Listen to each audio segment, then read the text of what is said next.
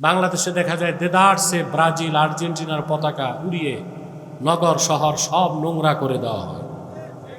এটা আসলে তাকওয়া বিরোধী কাজ, আবার দেশ বিরোধী কাজ।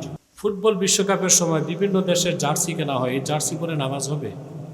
নামাজ হবে কিনা এটা তো পড়ে তাকওয়ার বিষয়, কিন্তু জার্সিতে তো সেই দেশের ফ্ল্যাগ থাকে, পতাকা থাকে, ছবিও থাকে। ছবি থাকলে তো নামাজ হবেই না।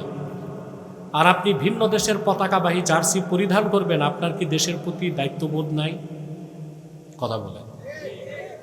বাংলাদেশে দেখা যায় দেদারসে ব্রাজিল আর্জেন্টিনার পতাকা উড়িয়ে নগর শহর সব নোংরা করে দেওয়া হয়। এটা আসলে তাকওয়া বিরোধী কাজ, আবার দেশ বিরোধী কাজ। আর যদি জার্সিতে ছবি থাকে তা তো নামাজ হবেই না। আল্লাহ তাআলা বলেন, মুহাম্মদ সাল্লাল্লাহু আলাইহি ওয়াসাল্লাম আপনি স্মরণ করুন, ইব্রাহিমের রব যখন তার পরীক্ষা নিলেন কিছু বিষয়ে, প্রতিটি পরীক্ষায় হযরত ইব্রাহিম সফলতার সাথে পরিপূর্ণ করলেন।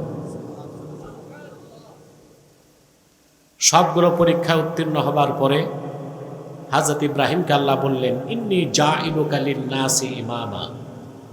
ইব্রাহিম, আমি তোমাকে মানব জাতির নেতা বানাবো। তাৎক্ষণিক তিনি প্রশ্ন করলেন, অমিন যুররিয়াতি, আমার বংশ থেকে যারা আসবে তারাও কি নেতৃত্ব পাবে? আল্লাহ তাআলা বললেন, লা ইয়ানালু আহদিজ জালিমিন, তোমার বংশে যারা জালেম হবে, শিরক করবে, কুফর করবে, জুলুম করবে, নেতৃত্বের নেয়ামত কোনোদিনও তারা পাবে না। বিশ্বের সমস্ত মুসলিমদের জাতির জনক হচ্ছেন ইব্রাহিম আলাইহিস সালাম। এতে কোনো সন্দেহ আছে? মুসলমান সাংস্কৃতিকভাবে, রাজনৈতিকভাবে যাকে তাকে বাপ বানাতে পারে না। এটা স্বীকৃতি আসবে আল্লাহর পক্ষ থেকে। আল্লাহ রাব্বুল আলামিন বলেন, মিল্লাতা আবিকুম ইব্রাহিম হুয়া সাম্মাকুমুল মুসলিমিন। উম্মতে মুহাম্মদী, তোমাদের জাতির জনক হচ্ছে ইব্রাহিম। সুবহানাল্লাহ। সারা পৃথিবীর মুসলমানদের আধ্যাত্মিক পিতা নবীজি মুহাম্মদ সাল্লাল্লাহু আলাইহি ওয়াসাল্লাম। সারা পৃথিবীর মানুষের আদি পিতা আদম আলাইহিস সালাম। সারা পৃথিবীর বিশ্বাসীদের জাতির পিতা ইব্রাহিম আলাইহিস সালাম। আর আমাদের প্রতিটি মানুষের আছে জন্মদাতা একজন পিতা। পঞ্চম কোন পিতা বানাবার সুযোগ ইসলামে নাই। সাংস্কৃতিকভাবে, রাজনৈতিকভাবে কাউকে পিতা বানাবার সুযোগ নাই। আধ্যাত্মিকভাবে কাউকে পিতা বানানো উচিত নয়। পীর কি বাবা হবে না শায়েখ হবে? কি হবে? অনেকে পীর সাহেবকে বাবা বলে। কি বলে?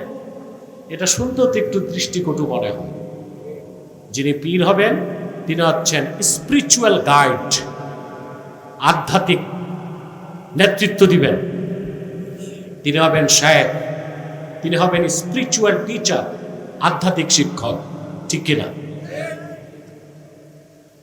হযরত ইব্রাহিম আলাইহিস সালামকে আল্লাহ তাআলা জাতির জনক বানাবার আগে তার পরীক্ষা নিলেন, একটা, দুইটা না, 10টা। কয়টা? সুবহানাল্লাহ। আমি তার মূল পরীক্ষাগুলোর কথা সংক্ষেপে বলছি। খুব ডিস্টার্ব হয়, পিছনে হর্ন চলবে, স্পিকার চলবে, ইকো থাকবে না, পিওর সাউন্ড থাকবে।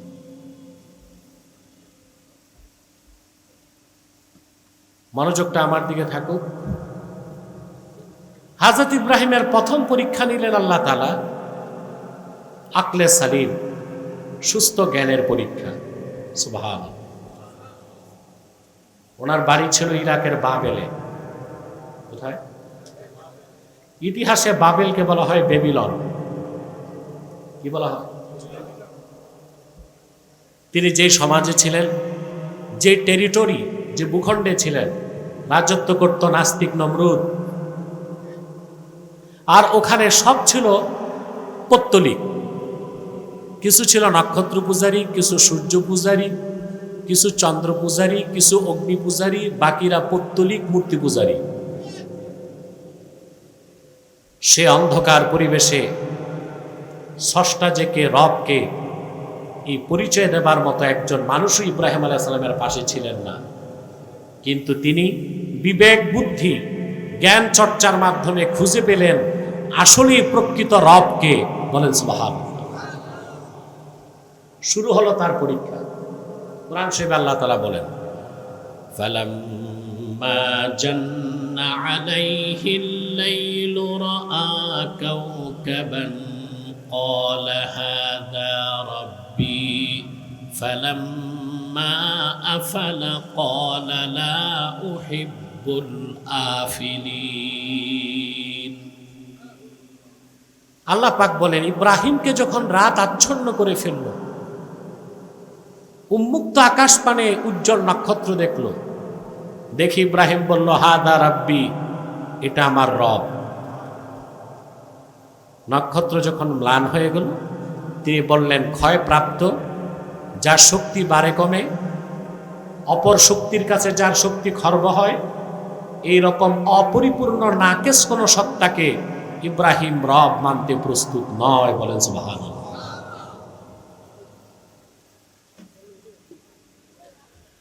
فلما رأى القمر بازغا قال هذا ربي فلما أفل قال لئن لم يهدني ربي لأكونن من القوم الضالين। তারপরে তিনি দেখলেন চাঁদ। চাঁদ দেখে বললেন, এটা আমার রব। চাঁদ যখন ম্লান হয়ে গেল, তিনি বললেন, আমার রব যদি আমাকে হেদায়েত না করতেন আমিও পথভ্রষ্ট হতাম। দেখলেন সূর্য। ফালাম্মা রাআ আশ-শামস বাযিগাতান ক্বালা হাযা রাব্বি হাযা আকবার ফালাম্মা আফালাত ক্বালা ইয়া কওমি ইন্নী বারীউম মিম্মা তুশরিকুন। আকাশে উজ্জ্বল সূর্য দেখে তিনি বললেন, এটা সবচেয়ে বড়, এটা আমার রব। সূর্য যখন ডুবে গেল, তিনি বললেন, হে আমার সম্প্রদায়, এই চাঁদে নক্ষত্রে সূর্য একটা রব নয়। তোমরা মহান আল্লাহর সাথে যেগুলোকে শরীক করো, ওই সব জিনিস থেকে আমি ইব্রাহিম পবিত্র। বলেন সুবহানাল্লাহ। আল্লাহর পরিচয় তিনি খুঁজতেছিলেন, জ্ঞান এবং আকলের পরীক্ষা দিলেন, ঠিক কিনা? একটা প্রশ্ন আসে, হযরত ইব্রাহিম আলাইহিস সালাম যতক্ষণ নক্ষত্রকে রব বলেছেন, যতক্ষণ সূর্যকে রব বলেছেন, যতক্ষণ চন্দ্রকে রব বলেছেন, ততক্ষণ কি শিরক হয় নাই?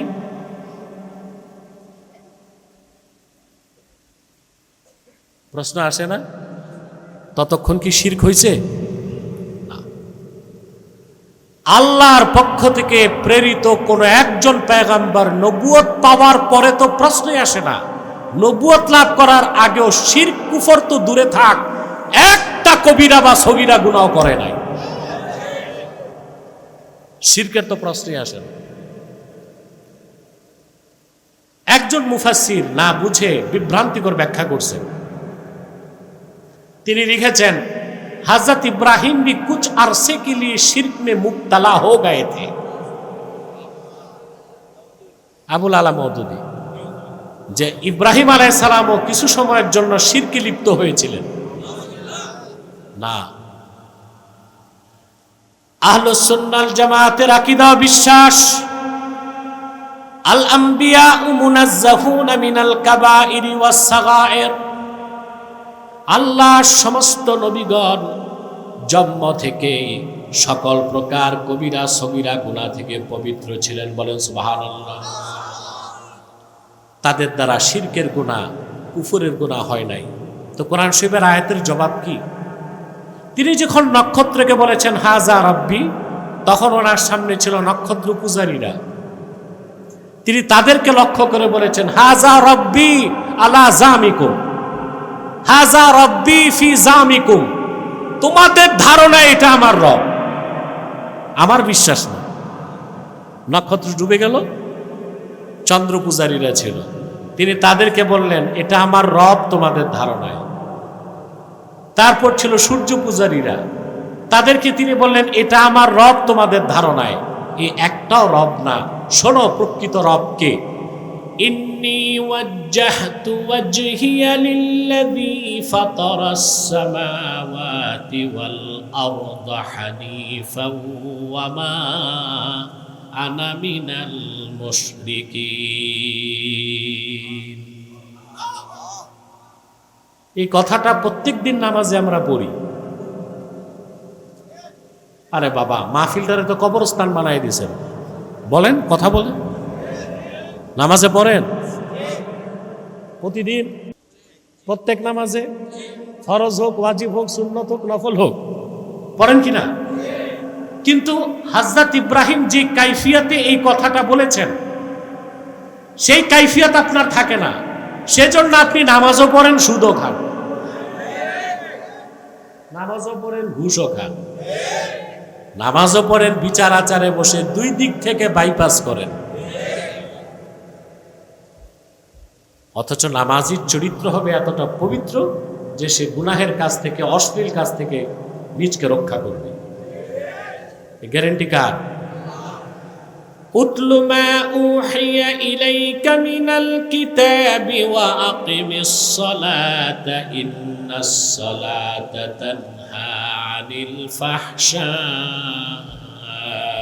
ওয়াল মুনকার। আল্লাহ রাব্বুল আলামিন বলেন, হাবিব আমার মুহাম্মদ সাল্লাল্লাহু আলাইহি ওয়াসাল্লাম, আপনার উপর অবতীর্ণ কোরআন আপনি তিলাওয়াত করুন, নামাজ প্রতিষ্ঠিত করুন, আর আপনি বলে দেন আপনার উম্মতকে ইমানদারের নামাজ থেকে সকল গুনাহের কাছ থেকে রক্ষা করে।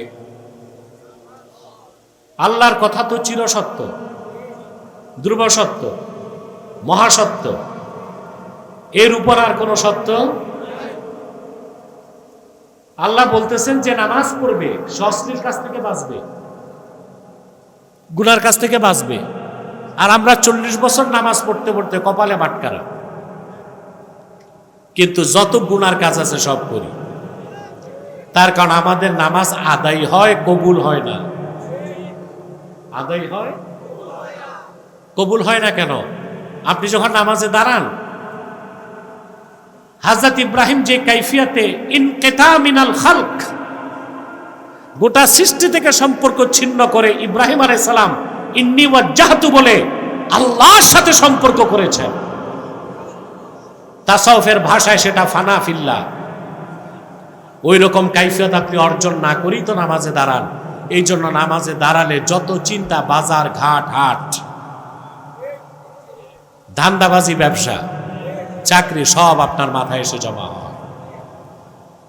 কিন্তু হযরত ইব্রাহিম যে বিশ্বাস নিয়ে ইন্নী ওয়াজ্জাহতু পড়েছেন, সেই বিশ্বাস নিয়ে আপনি যদি নামাজে দাঁড়ান, আপনার দেহের কাবা হবে, কেবলা হবে কাবা, আর আপনার দিলের কাবা হবেন স্বয়ং কাবার মালিক আল্লাহ।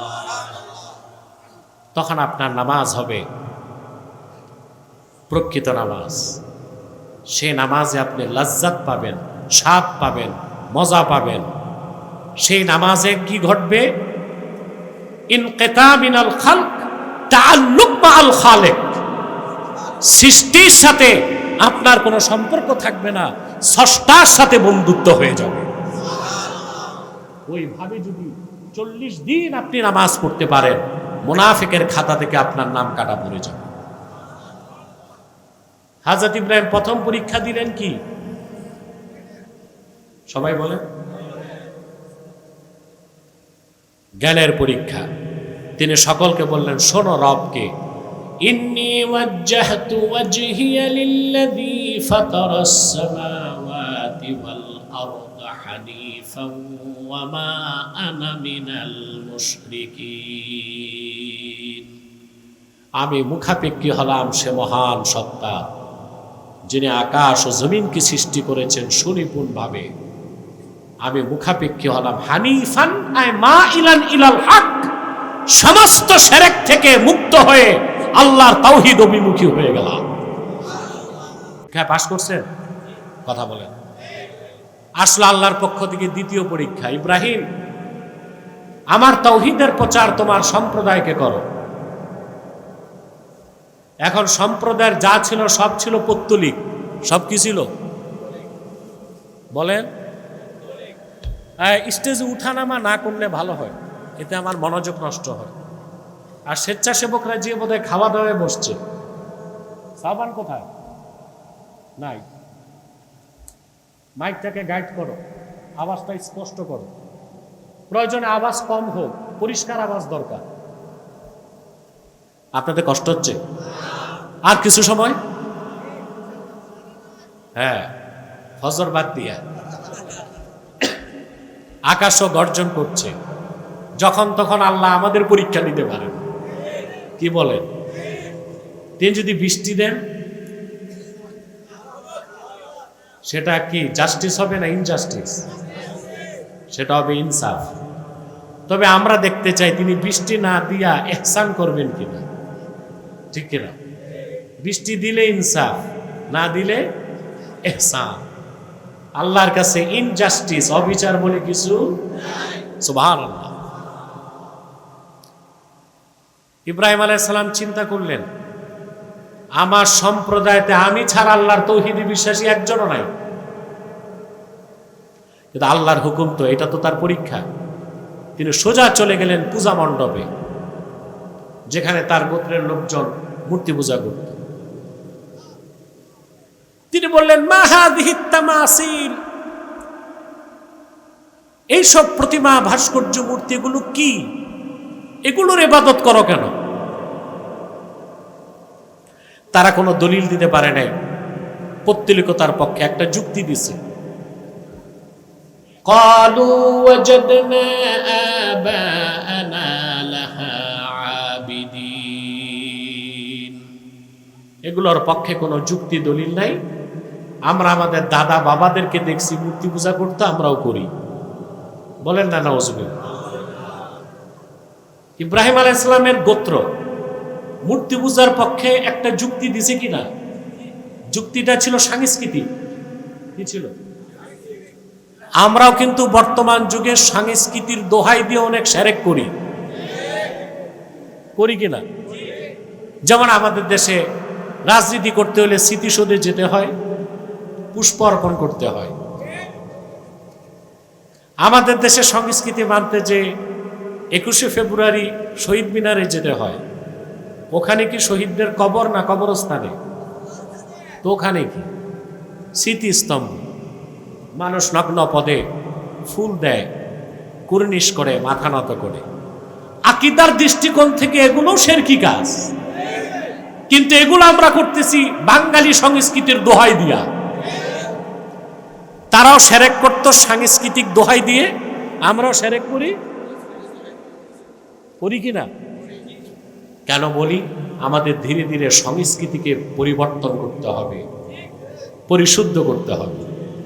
আমাদের বাঙালি সংস্কৃতি হতে হবে শিরক মুক্ত, কুফর মুক্ত, পরিশুদ্ধ, পরিমার্জিত, স্বচ্ছ।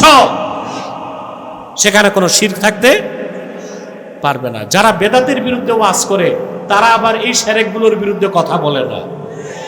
এতে তো দাওয়াত থাকবে না, এতে দাওয়াত থাকবে না।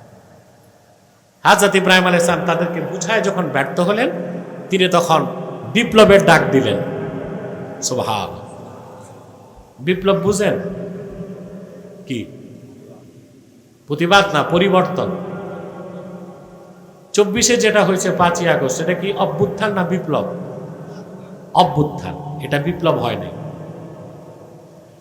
এই পৃথিবীতে আল্লাহর তাওহীদের পক্ষে প্রথম বিপ্লবের ডাক দিয়েছেন ইব্রাহিম আলাইহিস সালাম। তিনি বললেন, তাল্লাহি লা আকিদান্না আসনামাকুম বা'দা আন তুওয়াল্লু মুদবিরিন। আল্লাহর কসম, আল্লাহর কসম, তোমরা বাড়ি যাবার সাথে সাথে আমি তোমাদের এই দেব দেবী উপাস্যগুলোর ব্যাপারে চূড়ান্ত সিদ্ধান্ত নিব। এটা কি বিপ্লব? পৃথিবীতে বিপ্লবের ডাক প্রথম কে দিয়েছেন? সাংস্কৃতিক বিপ্লব না রাজনৈতিক বিপ্লব না আল্লাহর তৌহিদের পক্ষে বিপ্লব? সব গেছে বাড়ি। উনি একটা কুঠার হাতে নিয়ে সব দেব দেবী উপাস্যের নাক কান ভাঙ্গা শুরু করলেন। কম দুঃসাহসিক কথা? নমরুদ মূর্তি পূজারী, ওনার গোত্রের সব মূর্তি পূজারী, উনি একা, ওনার কোনো দল নাই, কমিটি নাই, মিটিং নাই, কিচ্ছু নাই। এটা পরীক্ষা। সুবহানাল্লাহ বলবেন না? কুঠার একটা হাতে নিয়ে শুরু করলেন। শুধু ভাঙ্গেন নাই, কি করছেন? আল্লাহ কোরআন শরীফে বলেছেন, ফাজআলাহুম জুদাদান ইল্লা কাবীরান লাহুম লাআল্লাহুম ইলাইহি ইয়ারজিউন। সবগুলো উপাস্যকে হাতে বানানো খোদা নামের বেহুদাগুলোর নাক কান ভেঙ্গে জুজাজা টুকরা টুকরা করে দিলেন, বড়টারে রেখে দিলেন, যেন মূর্তি পূজারীরা তার কাছে জিজ্ঞেস করার জন্য ফিরে যায়। আর তখনই তিনি পৌত্তলিকতার অসারতা প্রমাণ করে দিবেন। সুবহানাল্লাহ বলবেন? এতটুকু আলোচনা থেকে একটা শিক্ষা নিব। আমি আবার শিক্ষা কি নিব এটা বলে দিই। শিক্ষা হচ্ছে, আমাদের দেশে সনাতনী হিন্দুরা আছে না? কেউ বলে তাদের মূর্তি ভাঙতে, আমরা ভাঙ্গি, তারা তাদের পরিবেশে আছে। মূর্তি ভাঙতে বলছি না, কিন্তু ইব্রাহিমের উত্তরসূরিরা মূর্তি পাহারাও দিতে পারে না। হযরত ইব্রাহিম আলাইহিস সালাম সব ভেঙ্গে একাকার করে দিয়েছেন, একটা রাখছেন। সকালবেলা সব এসে দেখে খোদাগুলোর এই দশা করল কি? যে বিপ্লব করে সে নিজেকে গোপন রাখতে, একটা হচ্ছে আন্ডারগ্রাউন্ড ওয়ার্ক, গোপনে থেকে কাজ করা। বিপ্লবের আগ পর্যন্ত কাজ গোপন থাকে, বিপ্লবের ডাক দিলে আর গোপন। লোকেরা চিনে ফেলছে কাজটা কে করছে। ক্বালু সামি'না ফাতান ইয়াযকুরুহুম ইউকালু লাহু ইব্রাহিম। ওরা বলল, একটা যুবকের নাম শুনেছি, এই মূর্তি পূজার বিরোধিতা করে, সে ছাড়া কেউ করে নাই, তাকে মানুষেরা ইব্রাহিম বলে ডাকে। সারা দেশ তোলপাড় হয়ে গেল। বিপ্লবের আওয়াজ সারা ইরাক, পারস্য, বাবেলে ছড়ায় গেল। খেপে গেল নমরুদ। নমরুদ তার ক্যাবিনেট নিয়ে বসছে। নমরুদের ক্যাবিনেট ছিল না? ফেরাউনের ছিল না? এখনো আছে না? তবে নমরুদ আর ফেরাউনের গণতন্ত্র ছিল না, স্বৈরতন্ত্র ছিল। আর এখন আপনাদেরটাই গণতন্ত্র, ঠিক কিনা? ক্যাবিনেট সিদ্ধান্ত নিল ইব্রাহিমকে কঠিন শাস্তি দাও। হাররিকুহু ওয়ানসুরু আলিহাতাকুম ইন কুনতুম ফাইলিন। ইব্রাহিমকে ধরো আর তাকে আগুনে জ্বালায় দাও। কঠিন পরীক্ষা আসলো। অগ্নিকুণ্ড নির্মাণ করা হলো, কাঠের কামান তৈরি করা হলো, কাঠের কামানের হাতলে বসানো হলো। কাঠের কামান ঘুরছে, রশি কাটলেই তিনি আগুনে যাবেন। আল্লাহ তার খলিল, তার দোস্তের পরীক্ষা নেওয়া ছাড়লেন না, জিবরিলকে পাঠিয়ে দিয়েছেন। কাসাসুল কোরআন ইবনে কাসির লেখেন, হযরত জিবরিল এসে ইব্রাহিম খলিলকে বললেন, ইব্রাহিম আলাকা হাজাতুন ইয়া ইব্রাহিম। ইব্রাহিম, আমি আল্লাহর সবচেয়ে শক্তিশালী ফেরেশতা, আমার নাম জিবরিল, কোন সাহায্যের দরকার আছে কিনা বলো। আমার 600 পাখা আছে, একটা ঝাপটা দিলেই নমরুদের রাজত্ব মাটির সাথে মিশে একাকার হয়ে যাবে। আলাকা হাজাতুন ইয়া ইব্রাহিম, সাহায্য লাগবে কিনা বলো। হযরত ইব্রাহিম বুঝলেন এটাও পরীক্ষা। সুবহানাল্লাহ। তিনি পাল্টা জবাব দিলেন, হাজাতুন ইলাইকা আও ইলাল্লাহ,